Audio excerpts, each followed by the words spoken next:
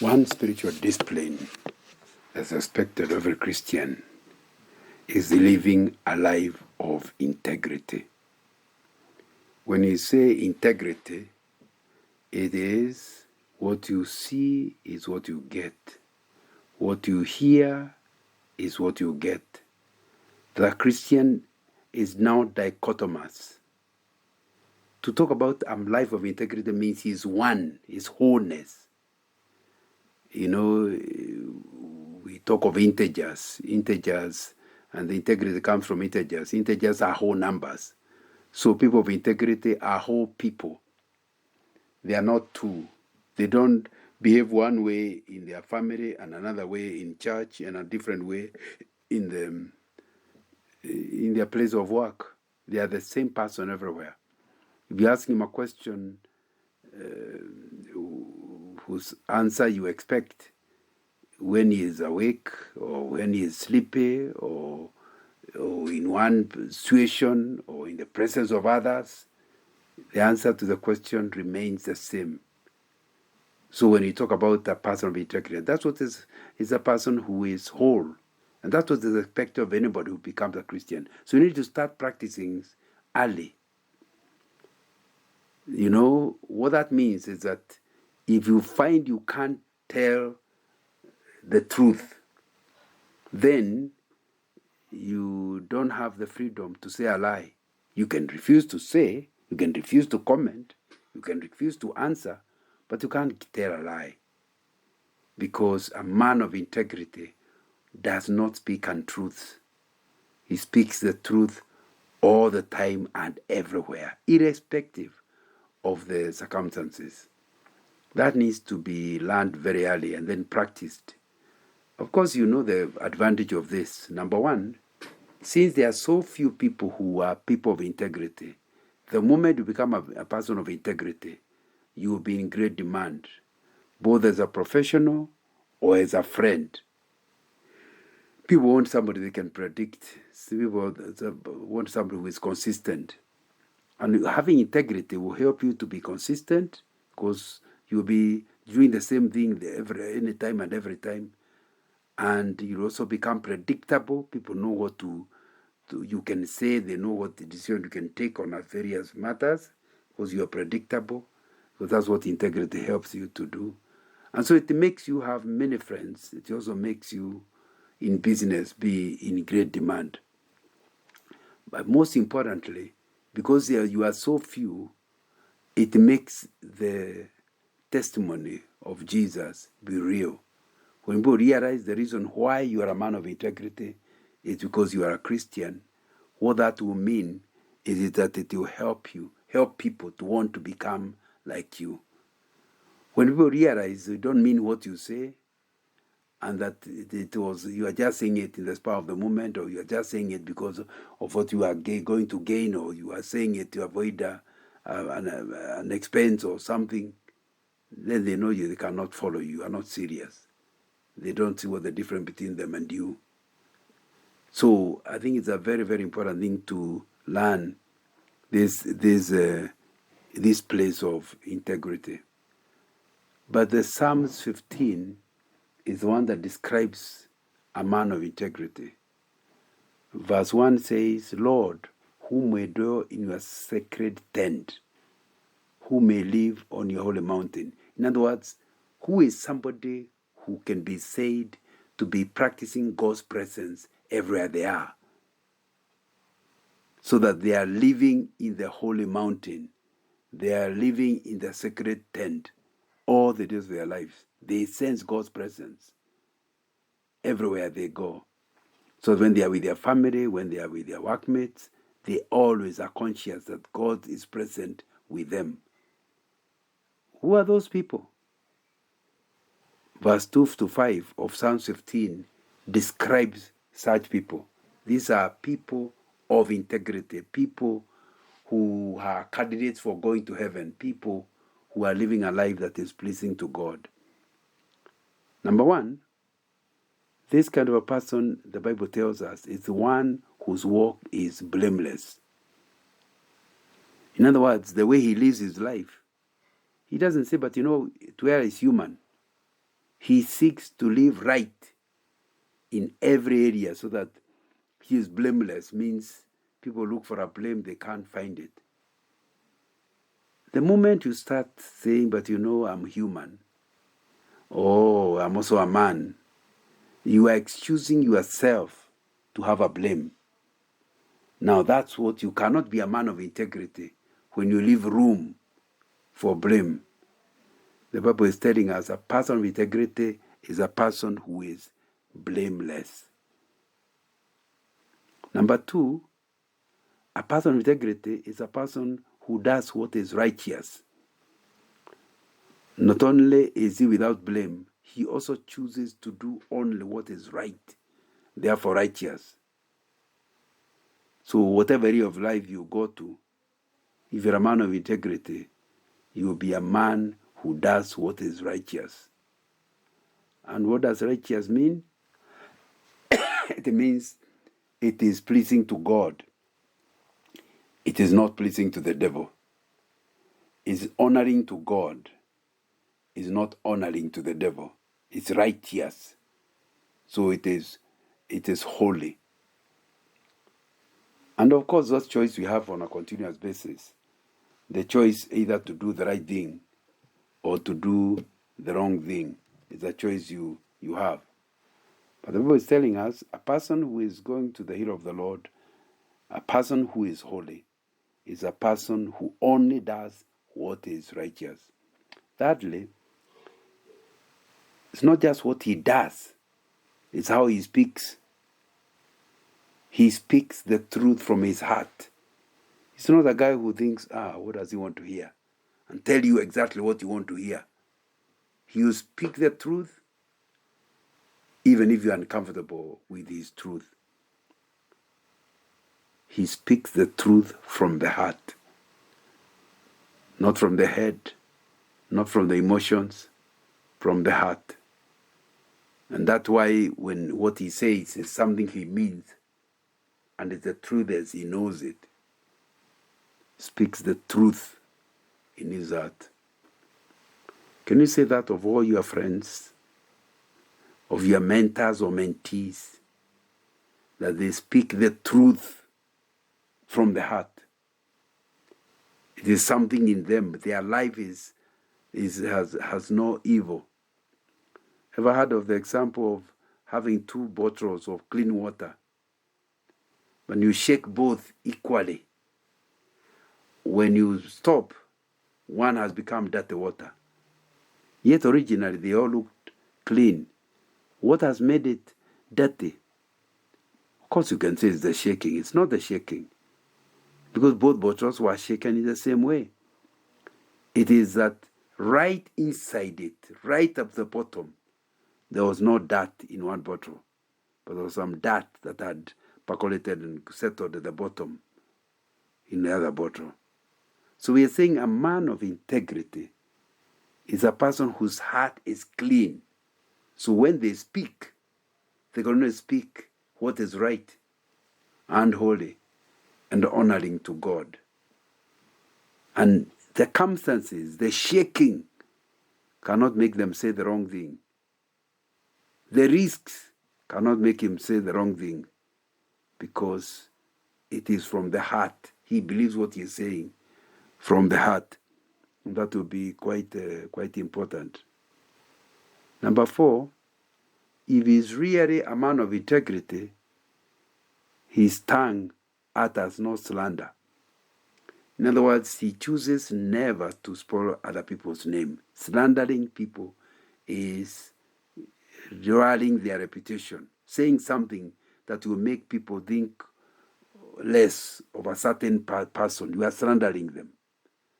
And we are learning people of integrity do not see it as duty to go spoiling other people's names.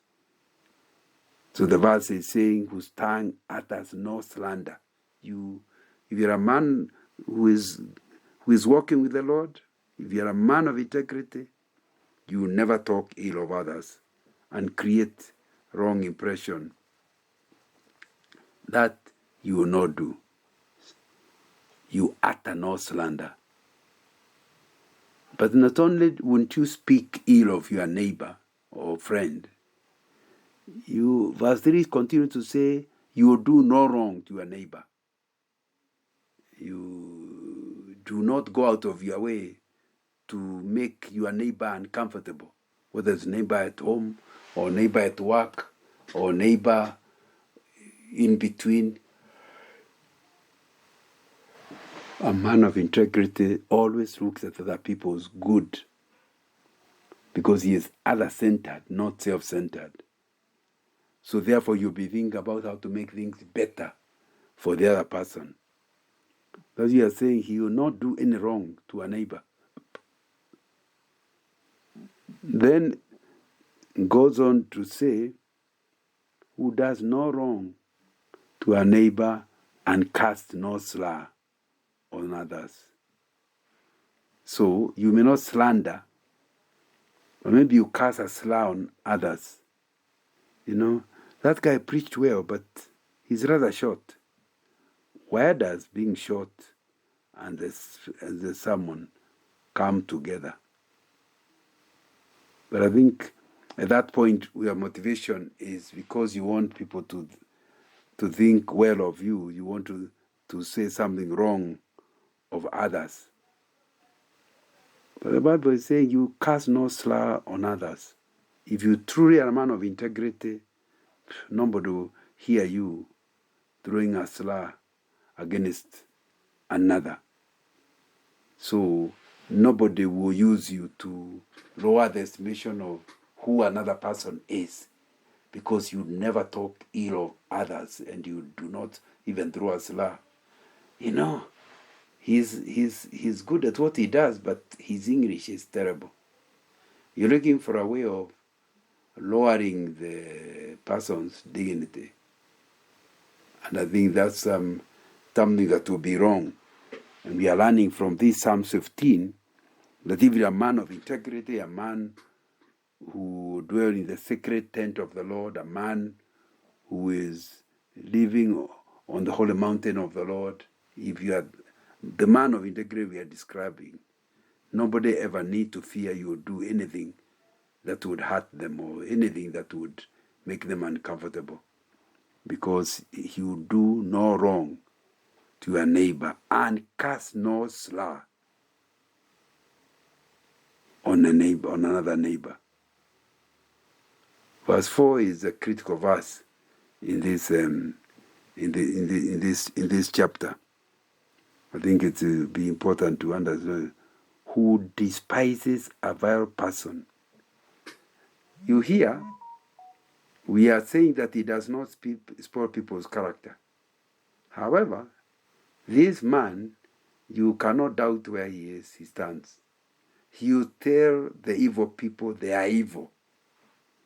He doesn't try to make it look like it's not too bad. No. He despises a vile person. Evil people know that he can't stand them. Sometimes you think that although I'm evil, I would like to participate in this and other thing that will be required. And unless I package myself well, that will not happen. So you start associating yourself with evil people and telling them that they are good. The moment you do that, you are evil. You end up evil by association. So you need to come out clear where you despise a vile person. I'm seeing this issue in 3 counts. Number 1, you are not going out of your way to spoil somebody's name that we talked about earlier. But you would like somebody to know what they are doing, what they are saying is wrong. So if somebody is wrong, the first thing is you will tell them that they are wrong. You will not try to cover them up. You will love them enough to tell them what they are doing is actually wrong. But number 2, I think this person, in dealing with a vile person, is the type that will be interested in helping the vile person to become better. So you not only tell him that something is wrong with the way you speak or the way you do things, but you also tell him that you are willing to help him out of it. Because how will you be of help to anybody by just calling him vile? I think it will be important that you, a man of integrity, is seeking to help others to become people of integrity. So you not only tell them what they are doing is wrong, or what they are saying is wrong, you also promise to help them out of the problem. But thirdly, it means if there is a choice between an evil person and a good person, you will start with the good and not with the evil, irrespective of what standing with the evil person promises you. I think that will be something pretty important. And it's important to have that in mind. So if you're a man of integrity, you certainly must come out clear. What is evil is evil. The people that are evil. Do not cover up other people, by associating with them without telling them that what they are doing is wrong. Of course, if you keep telling them it's wrong, they may refuse you their company. But you have helped them to know there is an alternative view to what they are doing. And hopefully, with the help of the Holy Spirit, they may actually change their ways and start living in a different way. But that is part of integrity. Integrity means you'll be very clear you cannot join in something, in an evil scheme, even if you are not the one who is going to do the evil thing, but you don't want to be a partisan, party to something that is evil. So, the verse is saying, if you truly are a man of integrity, you will despise a vile person. Then it goes on to say, if you truly are a man of integrity, you will honor those who fear the Lord. So not only don't you keep the wrong company, you also keep the right company. You want to be associated with the people that are right, whether they are poor or rich, whether they are handsome or ugly.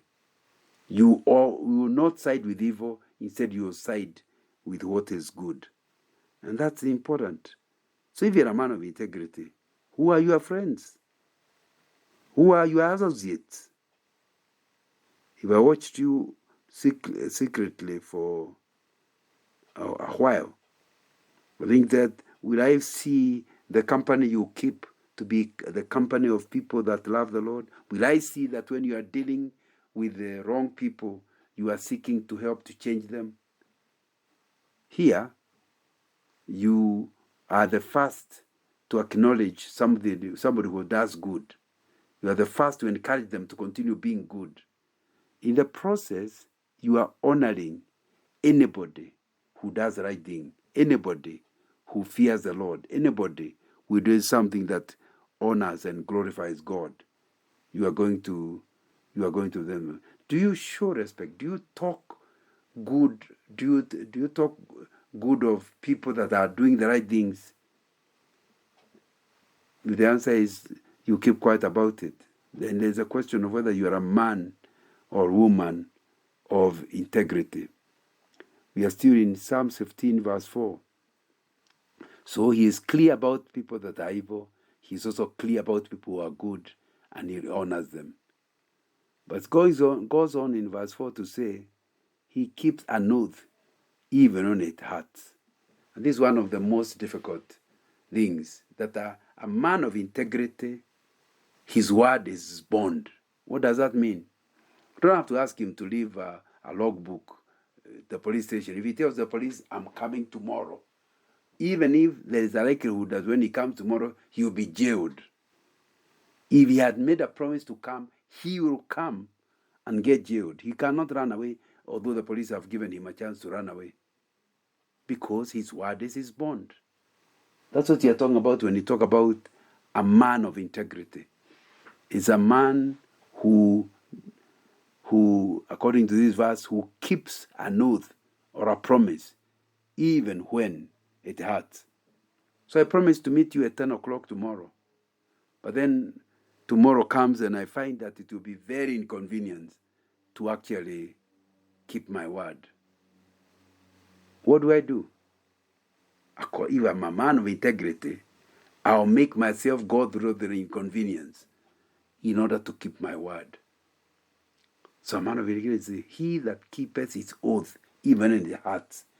He that keeps his promise, even when he discovers he should never have made the promise will put him into real trouble. He still keeps the promise and gets himself into real trouble. That's why I told you one of the critical things about a Christian living this life of integrity is because it will be rare and it will easily be seen and identified. It's going to cause the witness of the gospel come out very well when you really truly live. And of course, that opportunity is there. You always, in situations where if you keep your word, it will cost you something and cost you heavily. The question mark, what do you do? Do you keep your word and it hurts you? Or say that the other person should understand? You know, once you make a promise, you are a prisoner of the person you made a promise to. So you can go to him to release you out of the prison, but you cannot just drop out of something you have made a commitment to do. I think it will be important to that. So that's why I told you verse 4 is one of the most important requirements, that you are a man of your word. Whatever you promise, you keep, even when you discover that to keep that promise will destroy you. You allow yourself to be destroyed, except if the person you made a promise to lifts you out of your hook. Of course, what that means is that a man of integrity is not careless in making promises. He thinks clearly before making a commitment. He looks at what will happen, what could happen, and what will be the risks. Then he decides that this thing is worth making a commitment for, despite the risk.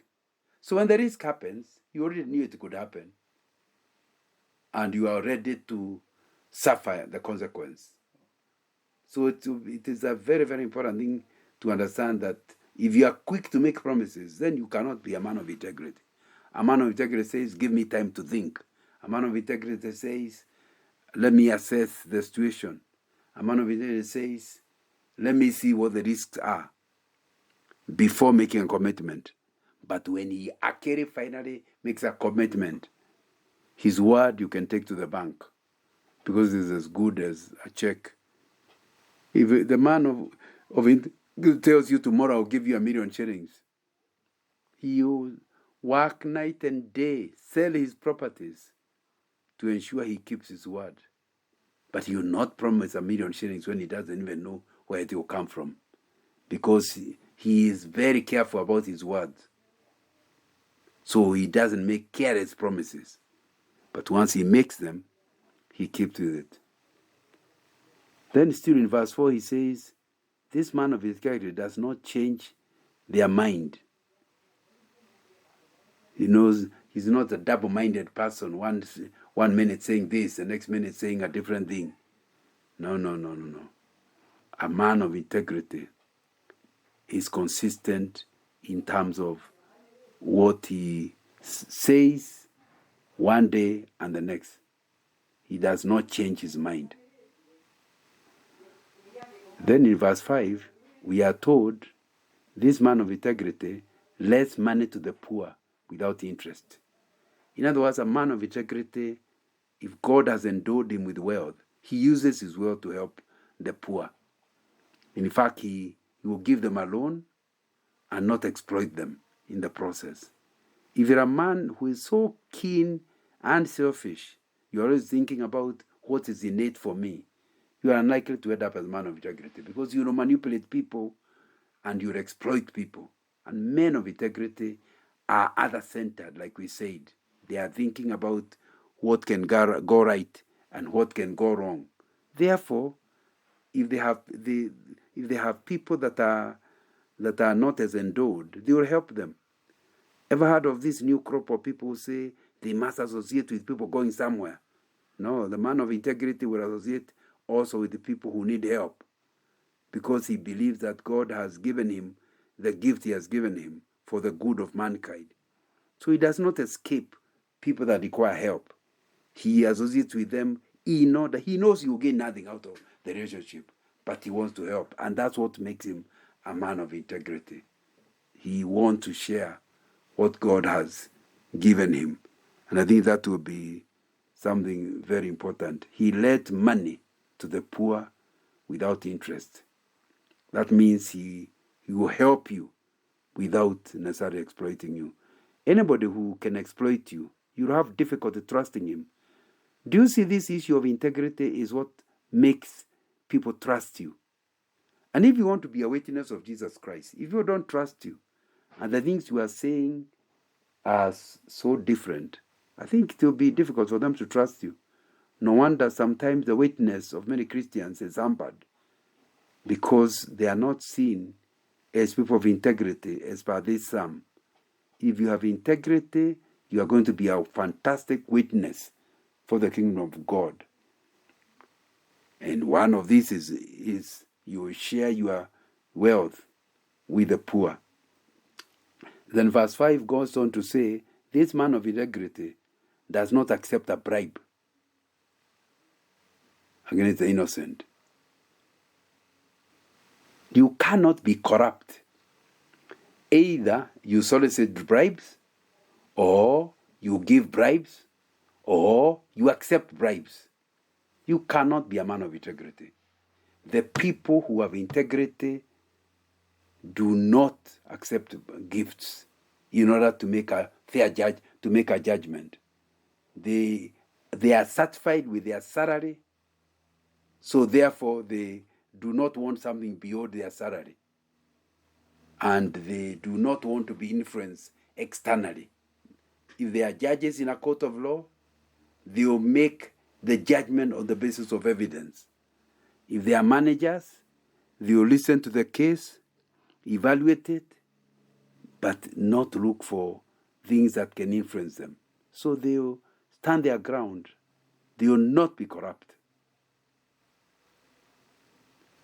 And you see, that idea of corruption is an idea of corrupting your integrity, where the gifts people are giving you. And you know, the bribery may not be just in gifts. Sometimes it's friendship. Sometimes it's something. You need to be able to say something. For example, your friend has done wrong, and you are the one making decision. People are watching to see what you will say. If you are a man of integrity, you will pass the same judgment you pass on enemy, also on your friend, depending on the evidence at hand. Ever heard of the story of a judge who jailed his son, who fined his son and then paid the fine himself? You can do that, but the important thing is you are going to be fair, and you'll not be influenced by bribery. So, can you imagine if our society was full of people of integrity? What will happen? Number one, people will have an easier time with one another. Number two, there will be less cost of supervision because people of integrity don't require to be supervised. Number three, there will be joy in the people that are in that group, if they are all men of integrity. And then there will be trust, because a man of integrity is trusted. Whatever he tells you to do, you're doing. If he tells you jump, you ask him how high, because you know very well he cannot be telling you to jump for nothing. He does not mean you are evil. He thinks about you are good. The summary of this psalm says, whoever does these things will never be shaken. If you are a man of integrity, then you can go through any storm without being shaken. Because you are happy, you know that God is with you. You know that God is on your side. You know that you are on God's side, actually. That's the way to put it. You are on God's side. Therefore, you're on the winning side. So when you are a man of integrity, you have confidence on God being with you. And therefore, you are able to face every challenge, aware you are not facing it alone. You are facing it with God, because your integrity is pleasing to God.